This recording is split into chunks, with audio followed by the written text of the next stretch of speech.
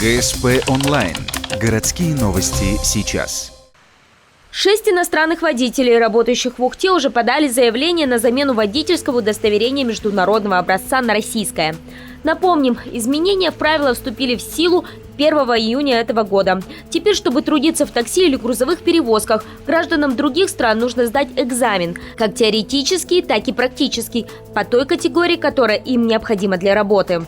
Если в водительском удостоверении того гражданина, скажем так, несколько категорий, допустим, А, Б и С, если человек желает, чтобы у него были все эти категории, он сдает экзамен теоретически по самой наивысшей категории, то есть, соответственно, по категории С, сдает практический экзамен по первоначальным навыкам, это вождение на закрытой площадке и вождение в условиях реального дорожного движения, также категории С.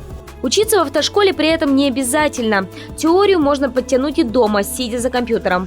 Так что лишних денег тратить не нужно. Чтобы поменять водительский документ, нужно заплатить лишь госпошлину в размере 2000 рублей или 1400 через портал госуслуги. По мнению законотворцев, новшество снизит количество ДТП и нарушений в целом. К слову, эти изменения не распространяются на тех, кто пользуется удостоверением другой страны в личных целях.